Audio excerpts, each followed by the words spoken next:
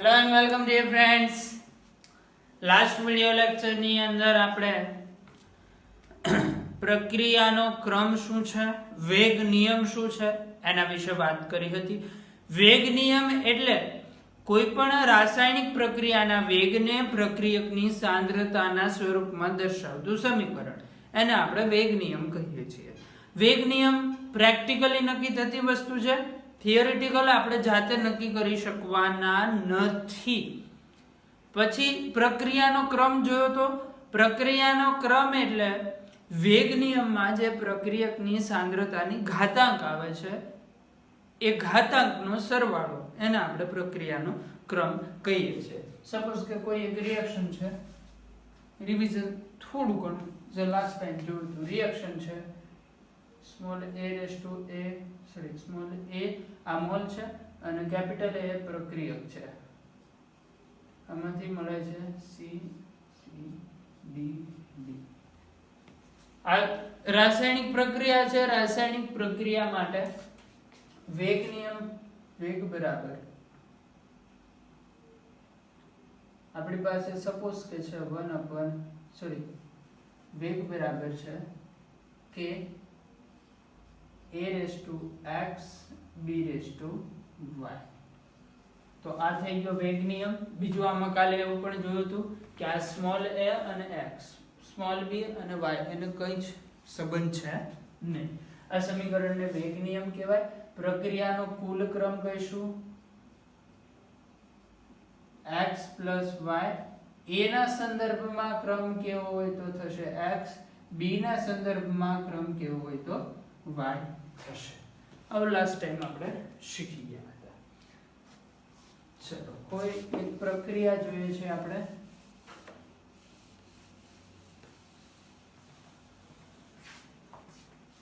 કોઈ એક રાસાયણિક પ્રક્રિયા છે. પ્રક્રિયાની અંદર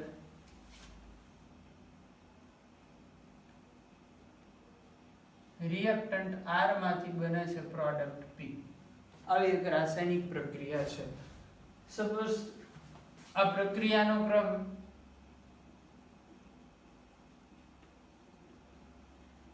તમને આપી દીધો છે n છે અને વેગ નિયમ લખવાનો છે. તો આ પ્રક્રિયા ક્રમ ઉપરથી વેગ નિયમ શું લખાય? વેગ નિયમ બરાબર વેગ બરાબર k * r. r એટલે પ્રક્રિયકની સાંદ્રતા. એની ઘાતાંક કેટલી આવશે? n. n શું કામ? પ્રક્રિયાનો ક્રમ આપેલો છે n. પ્રક્રિયકની સાંદ્રતાની જે ઘાતાંક હોય એને જ કહેવાય પ્રક્રિયા ક્રમ. એટલે આ બની ગયો વેગ નિયમ. હવે નેક્સ્ટ જે આપણે મેળવવાનું છે એ છે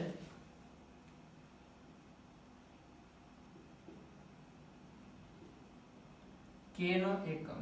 આ ખૂબ જ મહત્વ ધરાવે છે કેમ કે ઘણી બધી વાર ક્વેશ્ચનની અંદર પ્રક્રિયાનો ક્રમ આપેલો હોતો નથી, પરંતુ k ની કિંમત આપેલી હોય અને k ની કિંમત હોય તો સાથે સાથે k નો એકમ પણ આપેલો હોય.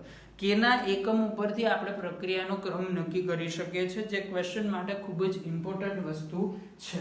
તો ચલો આ સૂત્ર છે આપણી પાસે, વેગ બરાબર k r⁴n. n શું છે? પ્રક્રિયાનો ક્રમ. યાદ રાખવાનું, n છે પ્રક્રિયા ક્રમ. વેગનો એકમ શું થાય? મોલર પર સેકન્ડ. વેગનો એકમ છે મોલર પર સેકન્ડ. પહેલા પણ આપણે જોઈ ગયા છે. બરાબર k. k નો તો એકમ મેળવવાનો છે. r. r એટલે પ્રક્રિયકની સાંદ્રતા. સાંદ્રતાનો એકમ અહીંયા આપણે લઈએ છીએ મોલર, કેમ કે વેગમાં પણ મોલર લીધેલું છે. મોલર⁴n. બીજું કે છેદમાં છે સમયનો સેકન્ડ, સમયનો એકમ. સમયનો એકમ જરૂરી નથી કે સેકન્ડ જ હોય, ત્યાં મિનિટ, અવર ગમે તે આપેલું હોઈ શકે. આ એકમ આપણે ક્યાંથી લાવ્યા? વેગનું એક સૂત્ર છે આપણી પાસે, વેગ બરાબર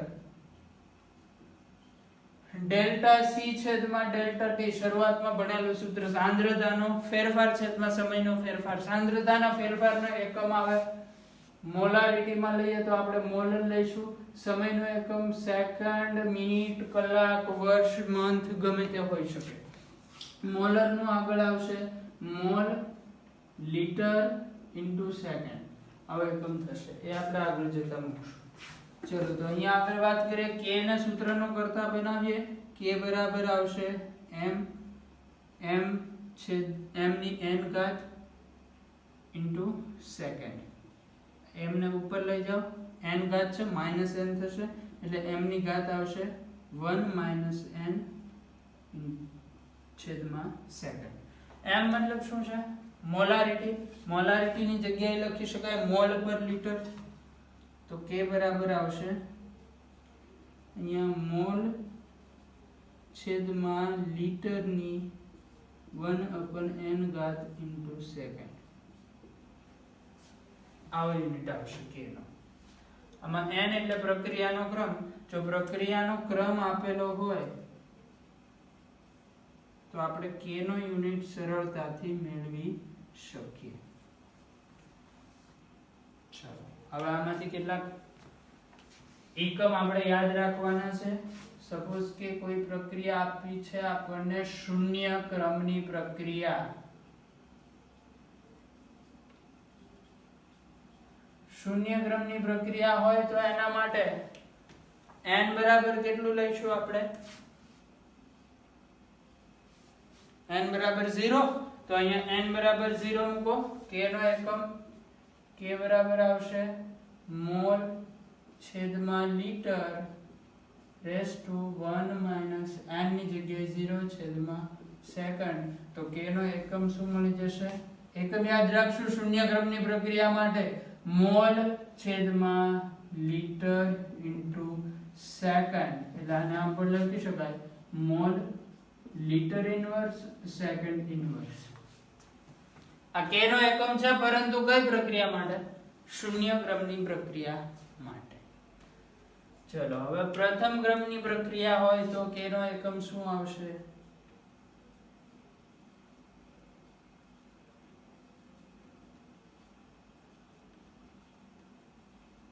પ્રથમ ક્રમની પ્રક્રિયા માટે n બરાબર લઈશું આપણે 1.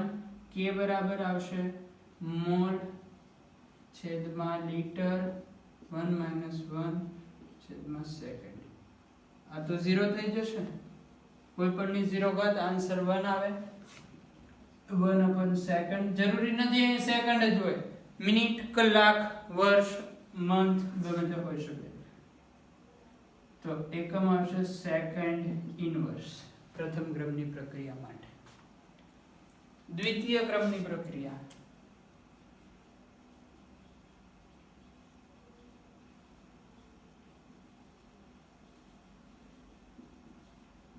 દ્વિતીય ક્રમની પ્રક્રિયા માટે n ની કિંમત કેટલી આવશે? દ્વિતીય ક્રમ છે એટલે n બરાબર 2. સૂત્ર છે આમાં n ની કિંમત 2 મૂકો. k બરાબર થશે મોલ છેદમાં લીટર 1 માઇનસ n ની જગ્યાએ 2 છેદમાં સેકન્ડ.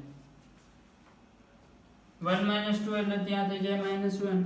તો મોલ છેદમાં લીટર એની માઇનસ 1 ઘાત છેદમાં સેકન્ડ બરાબર શું થશે? મોલ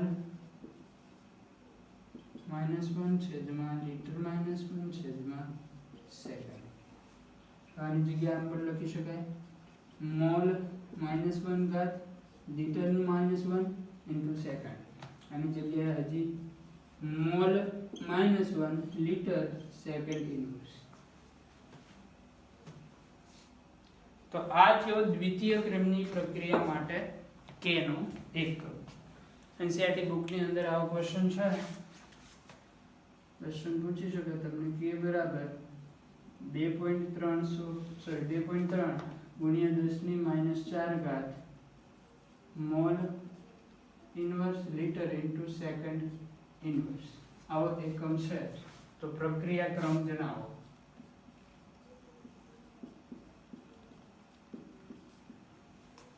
કોઈ એક પ્રક્રિયા માટે વેગ અચળાંક k બરાબર આ છે તો પ્રક્રિયા ક્રમ જણાવો. આવો ક્વેશ્ચન છે તો પ્રક્રિયા ક્રમ n બરાબર એકમ જોઈને તમને ખ્યાલ આવવો જોઈએ 2 થશે. જનરલી આવા ડાયરેક્ટ ક્વેશ્ચન નહીં પૂછાય, પરંતુ જે બીજા ક્વેશ્ચન પૂછાશે એની અંદર આનો યુઝ આવશે. બીજો ક્વેશ્ચન કે બરાબર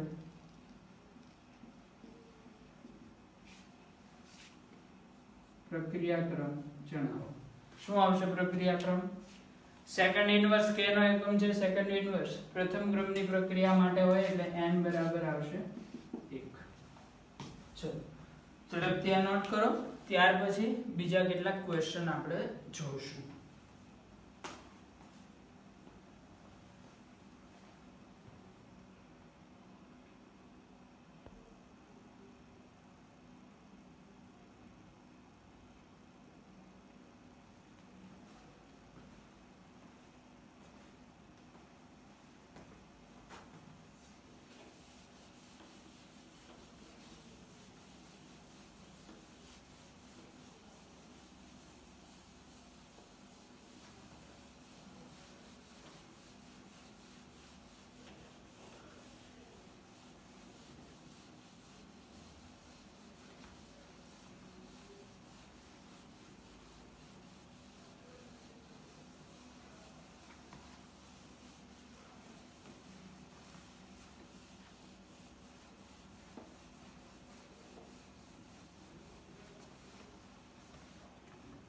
ચલો બીજા કેટલાક ક્વેશ્ચન જોવાના છે. એનસીઈઆરટી બુકના જ ક્વેશ્ચન છે. સ્વાધ્યાયની અંદર એ પ્રકારના ક્વેશ્ચન કોમ્પિટિટિવ એક્ઝામની અંદર પૂછાવાના બહુ બધા ચાન્સીસ છે. ક્વેશ્ચન ખૂબ જ ઈઝી હોય છે, થોડો ઘણો કોન્સેપ્ટનો ઉપયોગ કરવાનો હોય છે. ચલો એનસીઈઆરટી બુક પાછળ જે એક્સરસાઇઝ આપેલી હોય છે એમાં ચેપ્ટર નંબર 4 ની એક્સરસાઇઝ પેજ નંબર 119 એમાં ક્વેશ્ચન છે 4.9.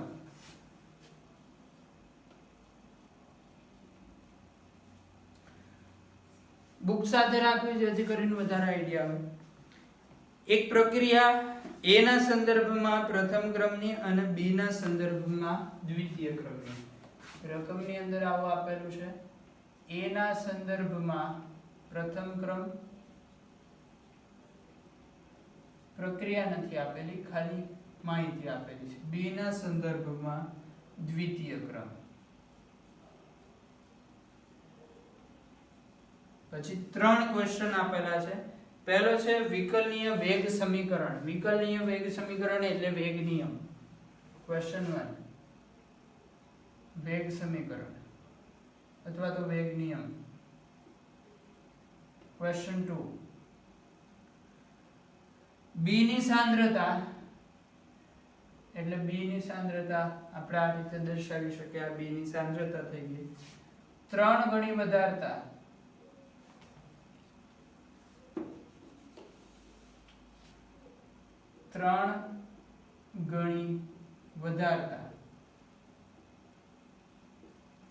વેગ પર શું અસર થશે એ જોવાનું છે. અને ક્વેશ્ચન નંબર 3 બંનેની સાંદ્રતા બમણી કરતા વેગ પર શું અસર થશે. એટલે A ની સાંદ્રતા અને બીજું B ની સાંદ્રતા બમણી કરતા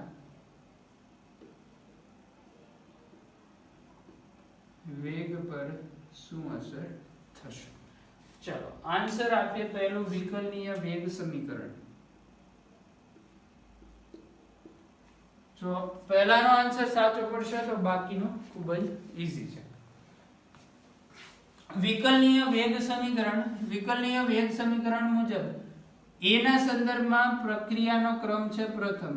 વેગ બરાબર સમીકરણ આવું અપાય k એટલે વેગ અચળાંક, A ની સાંદ્રતા ગુણ્યા B ની સાંદ્રતા. A ના સંદર્ભમાં પ્રક્રિયાનો ક્રમ છે પ્રથમ એટલે A ની સાંદ્રતાની ઘાતાંક આવે 1. B ના સંદર્ભમાં પ્રક્રિયાનો ક્રમ છે દ્વિતીય એટલે B ની સાંદ્રતાની ઘાતાંક આવે 2. પ્રક્રિયાનો કુલ ક્રમ થાય 3. ઓકે, આ રીતે વેગ નિયમ લખવાનો રહેશે. બે અલગ અલગ પ્રક્રિયા, બેના સંદર્ભમાં પ્રક્રિયાનો ક્રમ આપેલો છે, તો એના પરથી ખૂબ જ ઈઝીલી આપણે વિકલનીય વેગ સમીકરણ બનાવી શકીએ. ક્વેશ્ચન નંબર 2 B ની સાંદ્રતા 3 ગણી કરતા. ધારો કે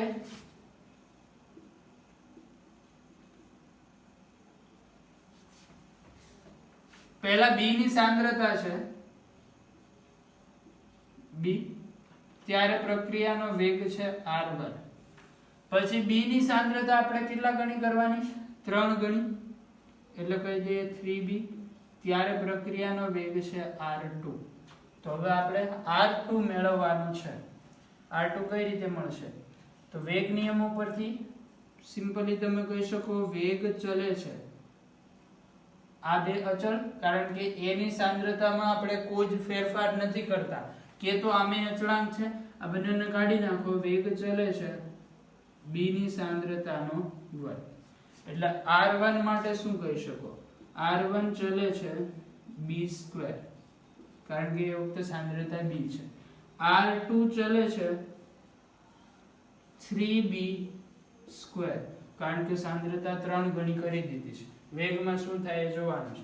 બંને સમીકરણનો ગુણોત્તર લઈ લો. r1/r2 બરાબર b²/3² અને b². b² કેન્સલ થઈ જાય.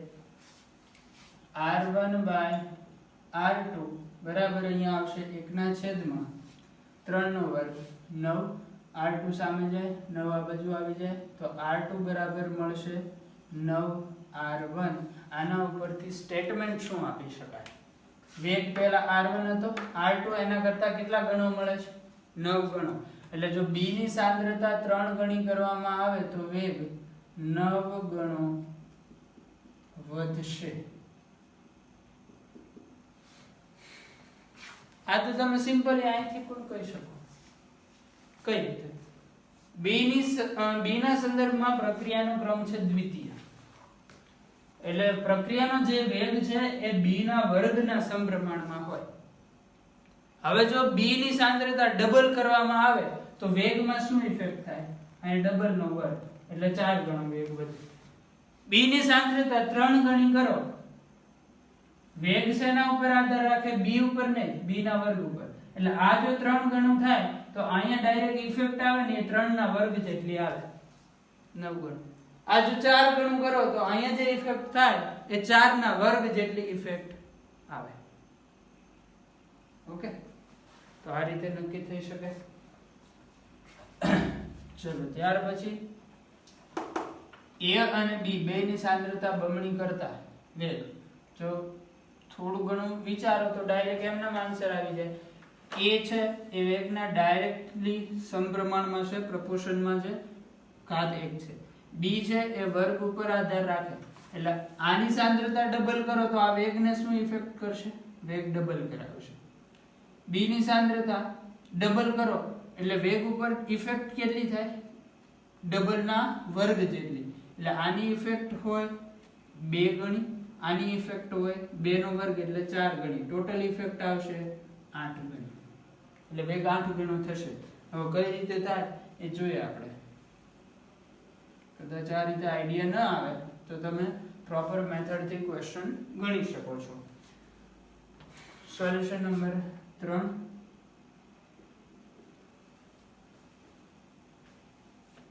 a અને b બેની સાંદ્રતા બમણી કરવાની છે. ધારો કે પહેલા વેગ છે a ની સાંદ્રતા છે a,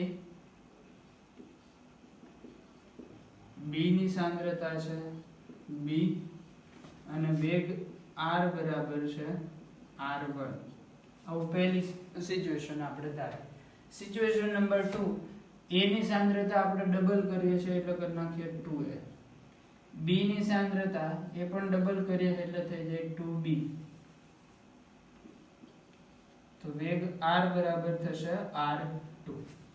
હવે r1 ને r2 ના વેગ નિયમ ઉપરથી સૂત્ર બનાવી શકીએ.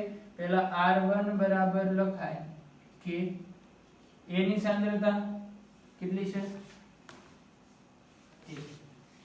એટલે અહીંયા આવશે a, અને b ની સાંદ્રતાનો વર્ગ, b ની સાંદ્રતા છે b, b². પછી r2 બરાબર શું લખાય કે a ની જગ્યાએ 2a મૂકવાનું, એટલે અહીંયા આવશે 2a ગુણ્યા b ની સાંદ્રતાની જગ્યાએ લખશો હવે b નો વર્ગ, અહીંયા આવશે 2b નો વર્ગ. સિમ્પલી કામ શું કર્યું છે? આ જે સૂત્ર છે એમાં a b ની સાંદ્રતા અને વેગની કિંમત મૂકેલી છે, બીજું કંઈ નથી કરેલું. તો આ બંને સમીકરણનો ગુણોત્તર લઈ લો. કે કેન્સલ થઈ જાય, a કેન્સલ થઈ જાય, b નો વર્ગ અને અહીંયા b આ કેન્સલ થઈ જાય. અહીંયા વધશે r1 છેદમાં r2 બરાબર ઉપરથી તો બધું કેન્સલ થઈ ગયું છેદમાં આ 2 અને આ 2 નો વર્ગ એટલે 4. તો આનો આન્સર આવે 1/8. r2 સામે લઈ જાવ ગુણાકારમાં, 8 ને આ બાજુ લાવો એ પણ ગુણાકારમાં, r2 બરાબર આવશે 8r1. એટલે આના ઉપરથી સ્ટેટમેન્ટ શું આપી શકો? વેગ કેટલા ગણો વધે છે? r1 હતો, r2 r1 કરતા 8 ગણો છે એટલે વેગ 8 ગણો વધે છે. ચલો ફરીથી એકવાર સમજાવી દઉં છું. ખૂબ જ સિમ્પલ ક્વેશ્ચન.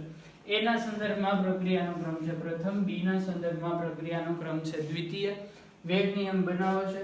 વેગ નિયમ વેગ બરાબર કે a ની ઘાત આવે પ્રથમ ક્રમ એટલે 1, b ની ઘાત આવશે 2. બીજો ક્વેશ્ચન છે b ની સાંદ્રતા 3 ગણી કરો. એટલે હવે આમાં a ની સાંદ્રતા અચળ રાખવાની, આ બે નીકળી જાય. વેગ બરાબર b ની સાંદ્રતાનો વર્ગ. પહેલા સાંદ્રતા ધારો કે b ની સાંદ્રતા છે b, ત્યારે વેગ છે r1. પછી સાંદ્રતા 3 ગણી એટલે 3b થાય, ત્યારનો વેગ છે r2. બેના સમીકરણ બનાવીને ગુણોત્તર લો. b² કેન્સલ થઈ જાય, 3 નો વર્ગ 9 એટલે r2 બરાબર આવી જશે 9r1 એટલે વેગ 9 ગણો થાય. પછી ત્રીજો ક્વેશ્ચન, a અને b બેની સાંદ્રતા બમણી કરવાની છે.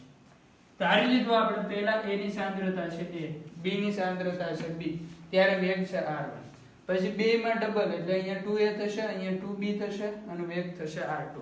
આ સમીકરણમાં પહેલા કિંમત મૂકો r1, ત્યારે અહીંયા આવશે a અને અહીંયા આવશે b નો વર્ગ એટલે આ પહેલું સમીકરણ. પછી કિંમત મૂકો r2 એટલે અહીંયા આવશે k * 2a * 2b નો વર્ગ એટલે આ સમીકરણ. બેનો ગુણોત્તર લો, k a b બધું કેન્સલ થઈ જાય. r1 છેદમાં r2 અહીંયા આવશે 1/8. તો r2 બરાબર 8r1 એટલે વેગ 8 ગણો છે. ચલો ઝડપથી નોટ કરો, ત્યાર પછી આપણે આગળ બીજા ક્વેશ્ચન જોઈએ.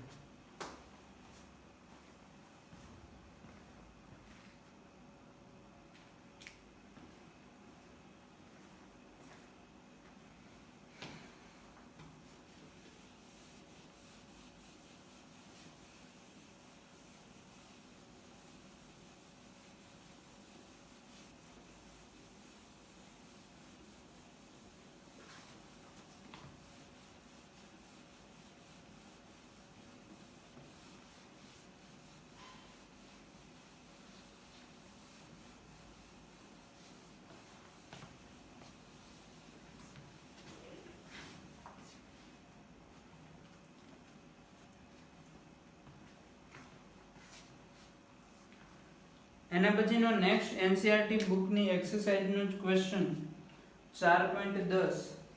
ક્વેશ્ચન 4.10 4.11 બંને સેમ મેથડના ક્વેશ્ચન છે. માંથી 4.10 પહેલા આપણે સોલ્વ કરીએ. Question number 4.10.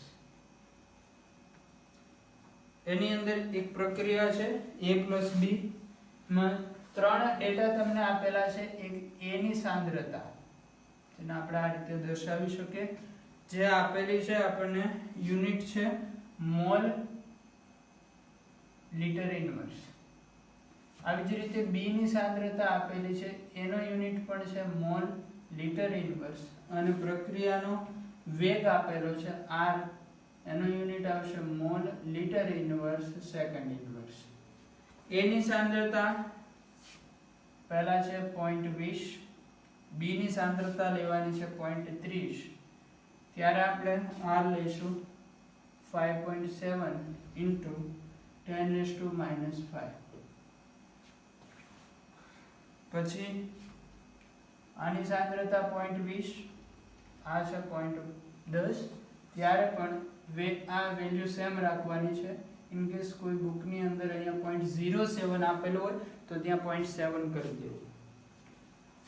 અને લાસ્ટની અંદર આ છે 0.4 એટલે 0.40, આ છે 0.05 અને ત્યારે આપેલું છે 1.43 ગુણ્યા 10⁻⁴ તો ક્વેશ્ચન ખૂબ જ સિમ્પલ. એ અને બી ના સંદર્ભમાં પ્રક્રિયાનો ક્રમ, એ અને બી ના સંદર્ભમાં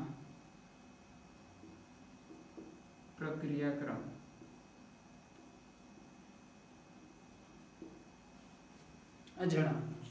ચલો આપણે પહેલા જોઈએ બી ના સંદર્ભમાં પ્રક્રિયાનો ક્રમ. કે સ્ટેટ બોર્ડ ની એક્ઝામમાં થિયરીમાં ક્વેશ્ચન પૂછાય, ડિટેલમાં આખું પેજ ભરવાનું રહેશે.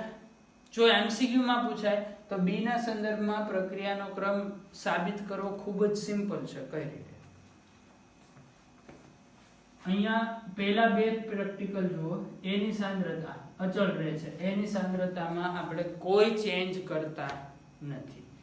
બી ની સાંદ્રતા ચેન્જ થઈ, એ અચળ, બી માં ચેન્જ આવ્યો, તો મને કહેશો રેટ ની અંદર શું ચેન્જ આવે છે?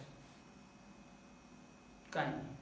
મતલબ એ ની સાંદ્રતા જો અચળ રાખીને બી ની સાંદ્રતા બદલવામાં આવે તો રિએક્શન નો રેટ, પ્રક્રિયા દર એનો એ જ રહે છે, એમાં કોઈ જ ચેન્જ આવતો નથી. રેટમાં કોઈ ચેન્જ આવતો નથી, મતલબ બી ની સાંદ્રતા બદલવાથી રેટને કઈ ફેર નથી પડવાનો. પ્રક્રિયાનો દર બી ની સાંદ્રતાથી અચળ છે એવું કહી શકો. અને આવું ક્યારે બને? બી ના સંદર્ભમાં પ્રક્રિયા શૂન્ય ક્રમની હોય તો. બી ની સાંદ્રતા બદલતા આ પ્રક્રિયાના વેગમાં કંઈ જ ફેર નથી પડતો. એટલે હું આવું લખી શકું, વેગ ચલે છે b⁴n અને n ની કિંમત જો 0 હોય, એ ચલનની નિશાની દૂર કરીને કે કરી દઉં, n ની કિંમત જો 0 હોય તો વેગ બરાબર થશે કે n ની કિંમત 0, b ની 0 ઘાત, આન્સર થઈ જાય 1, એટલે વેગ રહેશે કે શું છે? અચળાંક. વેગ શું રહેશે? અચળ. એટલે બી ની સાંદ્રતા બદલાવા છતાં વેગ અચળ રહે છે, મતલબ બી ના સંદર્ભમાં પ્રક્રિયાનો ક્રમ શૂન્ય છે. આ વાત જો એમસીક્યુ માં પૂછાય તો તમે આ રીતે સિમ્પલી ખાલી વિચારીને પણ આન્સર આપી શકો. પરંતુ જો આખી થિયરિટિકલ ક્વેશ્ચન લખવો હોય તો પ્રોપર મેથડ થી તમારે લખવો પડશે. એના માટેની મેથડ આવી છે. ધારો કે એ ના સંદર્ભમાં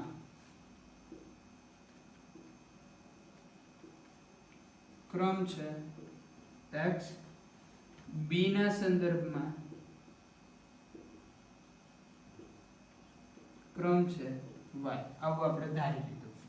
તો હવે આના પરથી વેગનું સમીકરણ, વેગ બરાબર બનશે કે a⁴x, કારણ એ ના સંદર્ભમાં ક્રમ છે x, b⁴y, કારણ b ના સંદર્ભમાં ક્રમ છે y.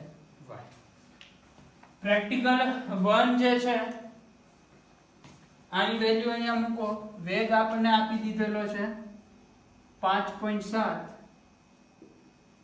ગુણ્યા 10⁻⁵ બરાબર કે એ ની સાંદ્રતા આપેલી છે 0.20, બી ની સાંદ્રતા આપેલી છે 0.20 ની x ઘાત, બી ની સાંદ્રતા આપેલી છે 0.30 એની y ઘાત. આને કહી દઉં સમીકરણ નંબર 1. હવે પ્રેક્ટિકલ 2 ઉપરથી સમીકરણ બનાવો. એ ટાઈમે પણ વેગ આપેલો છે 5.7 ગુણ્યા 10⁻⁵ બરાબર કે એ ની સાંદ્રતા એ આપેલી છે 0.20 x ઘાત, બી ની સાંદ્રતાની y ઘાત, બી ની સાંદ્રતા છે 0.10 એની આવશે y ઘાત. આને કહી દઉં સમીકરણ નંબર 2. હવે સમીકરણ 1 અને 2 નો ગુણોત્તર લેતા 1 અને 2 નો ગુણોત્તર લો એટલે 5.7 ગુણ્યા 10 ની માઈનસ 5 ઘાત બરાબર પહેલું સમીકરણ છે કે 0.20 અને x ઘાત 0.30 એની y ઘાત આના છેદમાં આવશે બીજું સમીકરણ 5.7 ગુણ્યા 10 ની માઈનસ 5 ઘાત બરાબર અહીંયા આવશે કે 0.20 ની x ઘાત 0.10 ની y ઘાત. ચાલો આ સમીકરણની અંદર જે કેન્સલ થતું હોય કેન્સલ કરી દો. આ કિંમત સરખી છે કે કેન્સલ થઈ ગયો, આ સાંદ્રતા અચળ છે એ પણ કેન્સલ થઈ જાય. તો આના ઉપરથી હવે તમે કહી શકો 1 બરાબર 0.30 છેદમાં 0.10 એની y ઘાત. હવે કોઈ પણ ની માની લો કે મારી પાસે કિંમત છે 5 ની હું કહી દઉં x ઘાત, એનો આન્સર છે 1. કોઈ પણ ની કેટલી ઘાત હોય તો એનો આન્સર હંમેશા 1 આવે. ઓબ્વિયસલી કેટલી હોવી જોઈએ 0. 5 ની 0 ઘાત એટલે આન્સર 1 થાય. 5 ની 1 ઘાત તો આન્સર થાય 5. બરોબર? એટલે કોઈ પણ ની 0 ઘાત હોય તો જ એનો જવાબ કેટલો આવે 1. અહીંયા આપણને જે આખું આપેલું છે એનો આન્સર આવે છે 1, મતલબ આખાની ઘાત y કેટલી હોવી જોઈએ તો આન્સર 1 થાય. આ ઘાત 0 હોય તો જ અહીંયા આન્સર 1 થાય, નહીતર આન્સર 1 થવાનો નથી. તો આના ઉપરથી આપણે કહી શકીએ y = 0. y શું હતું? b ના સંદર્ભમાં પ્રક્રિયાનો ક્રમ કેટલો મળી ગયો આપણને 0. ચલો હવે a ના સંદર્ભમાં પ્રક્રિયાનો ક્રમ કેલ્ક્યુલેટ કરશું. a ના સંદર્ભમાં પ્રક્રિયાનો ક્રમ કેલ્ક્યુલેટ કઈ રીતે થશે? પાછા બે સમીકરણ બનાવશું. હવે લઈશું 1 અને 4. 2 4 લો, સોરી 1 અને 3. 2 3 લો તો પણ ચાલે. બે વાત એકની એક થશે, કઈ ફેર પડશે નહીં. પ્રયોગ 1 ઉપરથી લખીએ આપણે. વેગનું સમીકરણ છે વેગ બરાબર k a⁻x b⁻y. તો આ સમીકરણની અંદર 1 ની કિંમત મૂકો. પહેલા વેગની કિંમત છે 5.7 ગુણ્યા 10 ની માઈનસ 5 ઘાત બરાબર k. પછી a ની સાંદ્રતા છે 0.20 એની ઘાત આવશે x. પછી b ની સાંદ્રતા 0.30 એની ઘાત આવશે y. પરંતુ y ની કિંમત હવે આપણને ખબર પડી ગઈ છે કેટલી આવશે 0. y ની કિંમત તો મળી ગઈ. આને સમીકરણ નંબર 3 કહી દો. સમીકરણ નંબર 4 અહીંથી બનાવો. જો અહીંથી બનાવશો તો કઈ ફાયદો નહીં થાય, કારણ કે આ બંને ડેટા સરખા છે, કેન્સલ થઈ જશે. એટલે a ની સાંદ્રતા હવે કંઈક ડિફરન્ટ લેવી પડશે. તો એની સાંદ્રતા ડિફરન્ટ લેવા માટે થઈને લાસ્ટ ડેટાનો ઉપયોગ કરીએ. ત્યાં વેગ આપેલો છે 1.43. જો આ સૂત્રની અંદર આપણે કિંમત મૂકતા જઈએ છીએ, આ જે સૂત્ર છે એની અંદર આમાં વેગની કિંમત 1.43 ગુણ્યા 10 ની માઈનસ 4 બરાબર. પછી આવશે k. પછી આવશે a ની સાંદ્રતા. લાસ્ટ ડેટામાં a ની સાંદ્રતા 0.40 એની ઘાત છે x. પછી b ની સાંદ્રતા 0.05 એની ઘાત આવશે y. પરંતુ y ની કિંમત હવે આપણી પાસે છે 0. આને કહી દઈએ સમીકરણ નંબર 4. હવે શું કરશું? સમીકરણ 3 અને 4 નો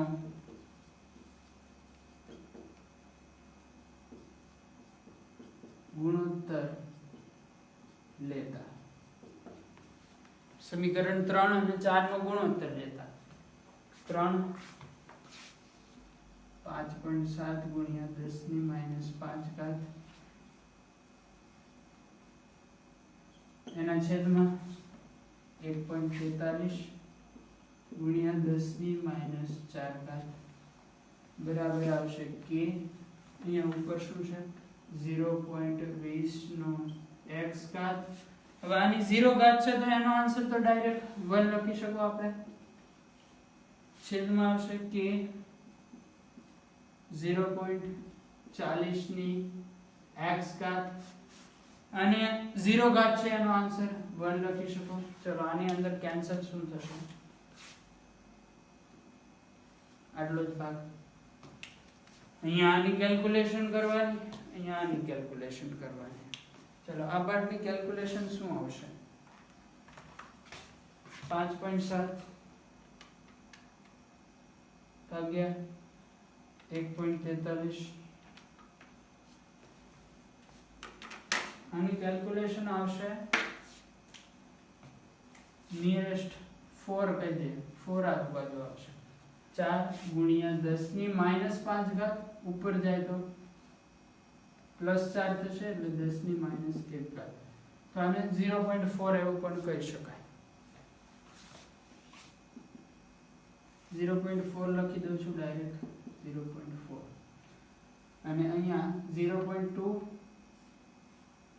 બાય 0.4 એટલે 1/2 એની x આવું થશે. 1/2 એટલે 0.5. જો અહીંયા દરેક વખતે એવું નહીં બને કે ડેટા તમને એવો આપેલો હોય જેનાથી x તમે વિચારી શકો. અને પહેલા જે આપણે અહીંયા y બરાબર 0 લખી દીધું હતું તો એ મેથેમેટિકલી વિચારીને લખ્યું હતું કે આની 0 ઘાત હોય તો જ આન્સર 1 આવવો જોઈએ, એવી આપણી ધારણા. અહીંયા પોસિબલ નથી, તો અહીંયા શું કરવાનું, જ્યારે પણ ડેટા એવો આપેલો હોય જેનાથી આપણને ખબર ન પડે ઘાત કેટલી છે, તો હવે આપણે લઈ લઈશું બંને બાજુ log.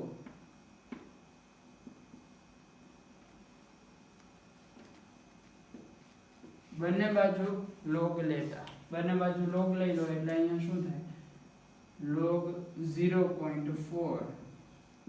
અહીંયા આવશે, આ ઘાત છે એ આગળ આવી જશે, x into log 0.5.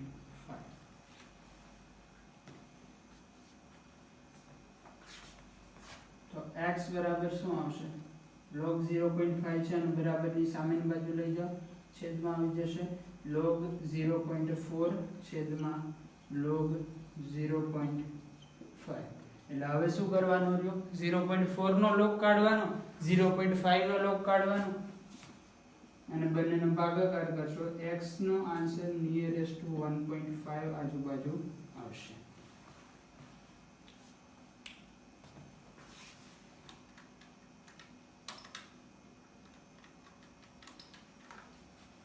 તો આ રીતે આ ક્વેશ્ચન સોલ્વ થઈ શકે છે. ફરીથી એકવાર સમજાવી દઉં છું.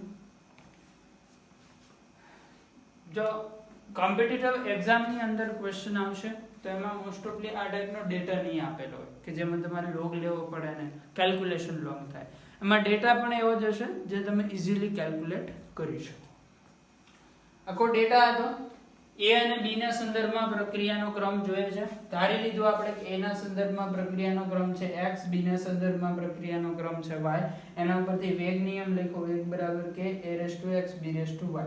પછી પહેલા બે પ્રેક્ટિકલનો આ સૂત્રની અંદર કિંમત મૂકી, વેગની જગ્યાએ વેલ્યુ મૂકી, a ની સાંદ્રતા મૂકી, b ની સાંદ્રતા મૂકી. એ રીતે બે સમીકરણ આવ્યા, બે સમીકરણનો ગુણોત્તર લઈ લીધો.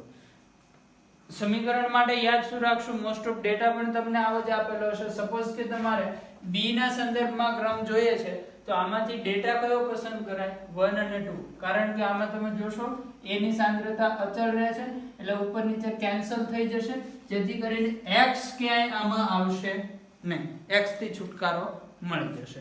એટલે જેની માનો કે b ના સંદર્ભમાં આપણે પ્રક્રિયાનો ક્રમ જોઈએ છે તો a ની સાંદ્રતા અચળ રહે એવો ડેટા આપણે પસંદ કરીશું. એટલે ડેટા એવો પસંદ કરવાનો જેથી કરીને એ કેન્સલ થઈ જાય સામેવાળું. તો આ રીતે આપણે b ની સાંદ્રતા b ના સંદર્ભમાં પ્રક્રિયાનો ક્રમ મેળવ્યો, પછી a ના સંદર્ભમાં પ્રક્રિયાનો ક્રમ મેળવવા માટે હવે a ની સાંદ્રતા અચળ રહેવી જોઈએ નહીં, નહીંતર તો પાછું a ફરીથી કેન્સલ આઉટ થઈ જાય તો એનો કોઈ ફાયદો નથી. એટલે હવે a ની સાંદ્રતા ચેન્જ થતી હોય એવો ડેટા લીધો, બે સમીકરણ બનાવ્યા, બેનો ગુણોત્તર લીધો, x ની કિંમત લાવ્યા. હજી આમાં આગળ ક્વેશ્ચન કેવા બની શકે? માની લો કે તમને પૂછવું હોય વેગ નિયમ લખો, તો વેગ નિયમ શું થાય? વેગ બરાબર કે a ની સાંદ્રતા એની ઘાત છે x, x ની કિંમત આપણને કેટલી મળી? 1.5. b ની સાંદ્રતા એની ઘાત આવશે y, y ની કિંમત છે 0. તો વેગ બરાબર આવશે કે a raised to 1.5.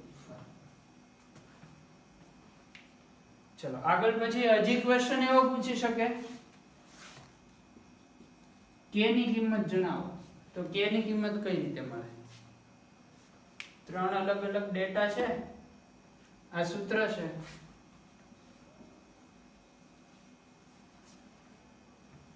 પહેલો ડેટા લો, વેગની કિંમત આપેલી છે, યસ. a ની સાંદ્રતા આપી દીધેલી છે, યસ. k મળી જાય. બીજો ડેટા લો, એના ઉપરથી k મળી જાય. ત્રીજો ડેટા વેગ આપી દીધેલો છે, a ની સાંદ્રતા આપી દીધેલી છે, k મેળવવાનો છે, મળી જાય, યસ. બરાબર. તો આ રીતે આમાંથી ક્વેશ્ચન પૂછી શકે. સપોઝ કે હજી આની અંદર ચોથો એક ડેટા આપેલો છે, એ ડેટાની અંદર અહીંયા ડેશ કાપેલું છે, આપેલું છે 0.02 અને અહીંયા r ની કઈ કિંમત આપી દીધેલી છે 2.7 ગુણ્યા 10 ની -4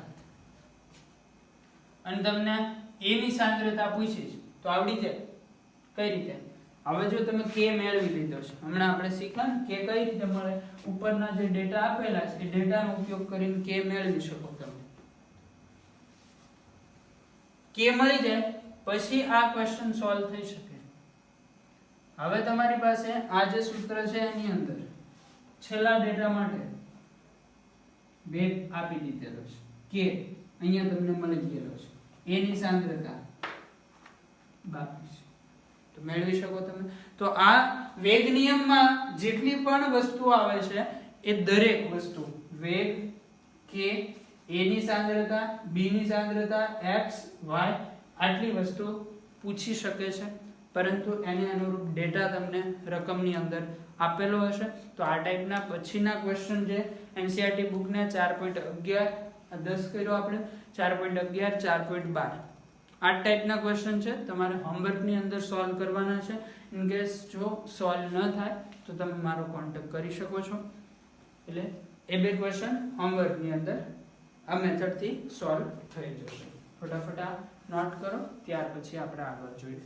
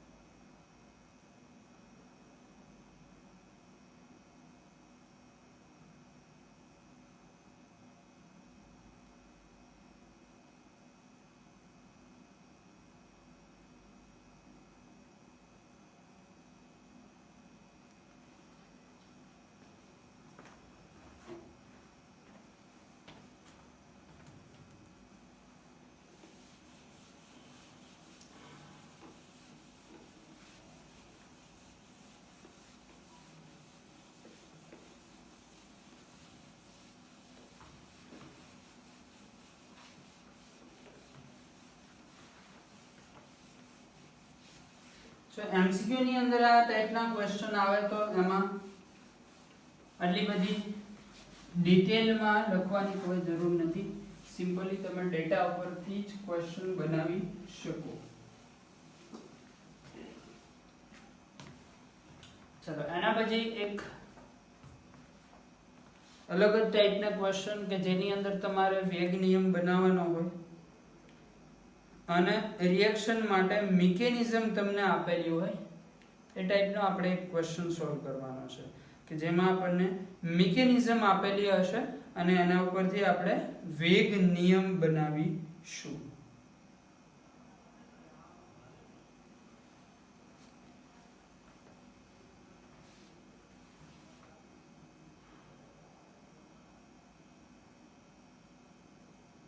આ પ્રકારના ક્વેશ્ચન પણ ઘણી બધી વખત એક્ઝામ ની અંદર પૂછાતા હોય છે. ક્વેશ્ચન છે પ્રક્રિયા છે 2O3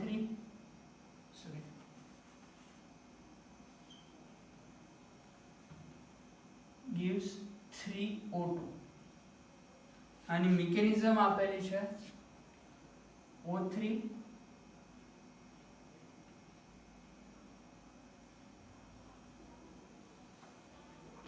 આ છે ફાસ્ટ સ્ટેપ અને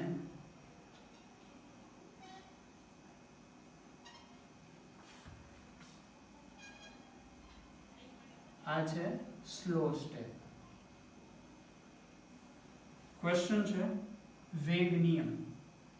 એમસીક્યુ છે, ઓપ્શન આપેલા છે, ઓપ્શન લખી દઉં છું.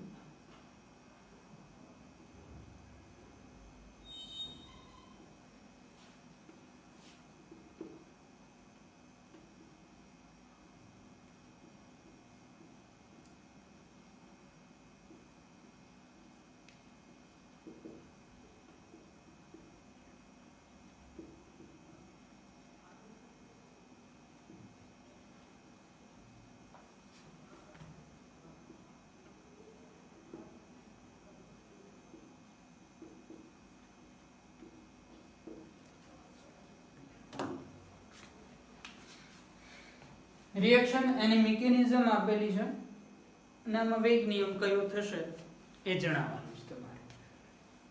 મોસ્ટ ઓફ ટાઈમ સ્ટાર્ટિંગમાં જ્યારે વેગ નિયમ ભણાવવામાં આવે ત્યારે જ ટીચર દ્વારા એવું કહેવામાં આવે કે વેગ નિયમ પ્રેક્ટિકલ વસ્તુ છે, થિયોરિટિકલ કહી શકાય નહીં. વાત પણ સાચી છે, વેગ નિયમ છે પ્રેક્ટિકલ છે, થિયોરિટિકલ આપણે નક્કી કરી શકવાના નથી.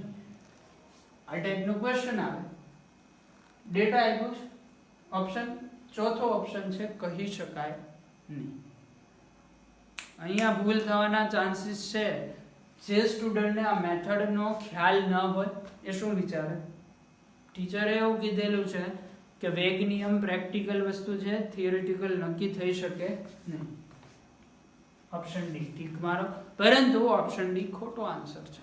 કારણ કે જો તમને મિકેનિઝમ આપેલી હોય તો મિકેનિઝમ ઉપરથી વેગ નિયમ નક્કી થઈ શકે છે. આ ક્વેશ્ચનને નોટ્સ તરીકે પણ તમારે લખવાનો છે. એક મેથડ છે આ ટાઈપનો ક્વેશ્ચન સોલ્વ કરવાની. એટલે આ ટાઈપના બીજા ગમે તે ક્વેશ્ચન આવે તો તમારાથી સોલ્વ થવા જોઈએ, કેમ કે બહુ જ ઈઝી મેથડ છે. વાત છે એવી રિએક્શન અને એની મિકેનિઝમ આપેલી હોય તો તમે એના ઉપરથી વેગ નિયમ કાઢી શકો છો. કઈ રીતે? એમાં પહેલી વસ્તુનું ધ્યાન એ રાખવાનું છે ઇન્ટરમીડિયેટ એટલે મધ્યવર્તી સંયોજન. મધ્યવર્તી સંયોજન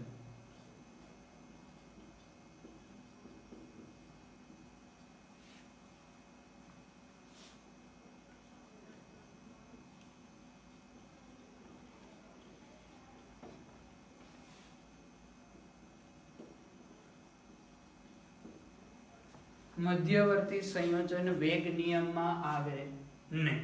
આ પહેલો જ પોઈન્ટ, ખૂબ જ અગત્ય, ધ્યાન રાખવાનું. બીજું, મિકેનિઝમ આપેલી છે. એક સ્ટેપ છે ફાસ્ટ, બીજું છે સ્લો. આવું પણ આપેલું જ હશે. ફાસ્ટ સ્ટેપ હશે એ પ્રતિવર્તી હશે, પુરોગામી પ્રતિગામી બે પ્રક્રિયા થતી હશે. આ ક્વેશ્ચન બનાવવા માટે અથવા તો આ ક્વેશ્ચન માટે આ ડેટા કમ્પલસરી આટલું. આ પ્રતિવર્તી ફાસ્ટ સ્ટેપ, બીજું સ્લો સ્ટેપ, એમાં એક મધ્યવર્તી સંયોજન હશે. આવું જ હોય મોસ્ટ ઓફ ક્વેશ્ચન ની અંદર. ન હોય તો પણ તમારે આવું માની જ લેવાનું. ફાસ્ટ છે પ્રતિવર્તી છે, બીજું સ્ટેપ સ્લો સ્ટેપ છે. એટલે બીજું જ સ્લો હોય એ જરૂરી નથી, પણ ફાસ્ટ સ્ટેપ છે પ્રતિવર્તી છે. 99.99% કેસમાં આ જ વસ્તુ થવાની છે. બીજું, બે સ્ટેપમાંથી સ્લો સ્ટેપ છે એના ઉપર પ્રક્રિયાનો વેગ આધાર રાખે. આ પણ તમે ભણી ગયેલા છો આપણે રિએક્શન મિકેનિઝમમાં. એક્ઝામ્પલ સાથે સમજાવ્યું હતું કે સ્લો સ્ટેપ ઉપર પ્રક્રિયાનો વેગ આધાર રાખતો હોય છે. એટલે હવે પોઈન્ટ શું આવશે? પ્રક્રિયાનો વેગ સ્લો સ્ટેપ ઉપર આધાર રાખે. તો સ્લો સ્ટેપ ઉપરથી જો વેગ નિયમ લખવો હોય તો વેગ બરાબર r બરાબર લખાય k ઇન્ટુ મધ્યવર્તીની સાંદ્રતા ગુણ્યા ઓઝોનની સાંદ્રતા. અહીંયા જો ઓઝોનનો મોલ 1 છે, આનો મોલ 1 છે, તો 1 લઈશું. જ્યારે પણ સ્લો સ્ટેપ હોય, સિંગલ સ્ટેપ રિએક્શન હોય, આ તો એક જ સ્ટેપમાં કમ્પ્લીટ થવાની છે. આ એક સ્ટેપ આખી રિએક્શન મૂળ રિએક્શન આ છે, આ એનું એક સ્ટેપ છે. એટલે જ્યારે તમે કોઈ સ્ટેપ માટે વેગ નિયમ બનાવતા હોય ત્યારે એના જે સ્ટોઇકિયોમેટ્રિક કોએફિશિયન્ટ હોય એ જ અહીંયા ઘાત સ્વરૂપે આવશે. આ યાદ રાખવાનું. તો સ્લો સ્ટેપ ઉપરથી આપણે વેગ નિયમ બનાવ્યો. અહીંયા જે સ્ટોઇકિયોમેટ્રિક કોએફિશિયન્ટ છે એ જ ઘાત તરીકે આવશે. પરંતુ પહેલા જ આપણે શું કહીએ? મધ્યવર્તી સંયોજન વેગ નિયમમાં આવે નહીં. મૂળ રિએક્શન આ છે, મૂળ રિએક્શન ની અંદર ક્યાંય નવજાત ઓક્સિજન, એકલો ઓક્સિજન આવતો નથી. તો એ વેગ નિયમમાં પણ આવવો જોઈએ નહીં. તો એને વેગ નિયમમાંથી કાઢવા માટે થઈને આપણે ફાસ્ટ સ્ટેપ કે જે પ્રતિવર્તી છે એનો ઉપયોગ કરશું. ફાસ્ટ સ્ટેપ પરથી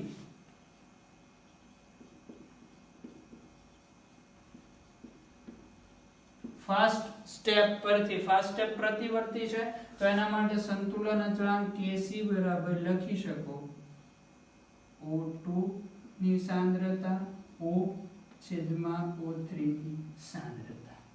આના ઉપરથી O ને સૂત્રનો કરતા બનાવો તો O બરાબર આવશે સંતુલન અચળાંક Kc O3 છેદમાં O2. આ કિંમત ક્યાં મૂકશો? પહેલા જે સ્લો સ્ટેપ નો વેગ નિયમ બનાવ્યો હોય. એટલે આ ટાઈપનો ક્વેશ્ચન આવે તો સિમ્પલી વાત એટલી જ છે, સ્લો સ્ટેપ ઉપરથી વેગ નિયમ બનાવો, પછી એમાં મધ્યવર્તી સંયોજન હોય એને કાઢવા માટે થઈ ફાસ્ટ સ્ટેપનો સંતુલન અચળાંક વાળો કોન્સેપ્ટ યુઝ કરો અને આનું જે મધ્યવર્તી સંયોજન આવે છે એને કાઢી દો.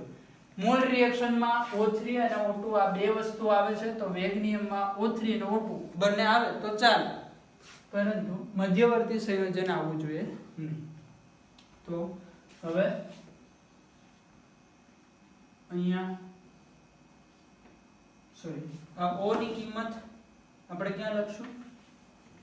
સ્લો સ્ટેપમાંથી જે વેગ નિયમ લાવ્યા એ R બરાબર K.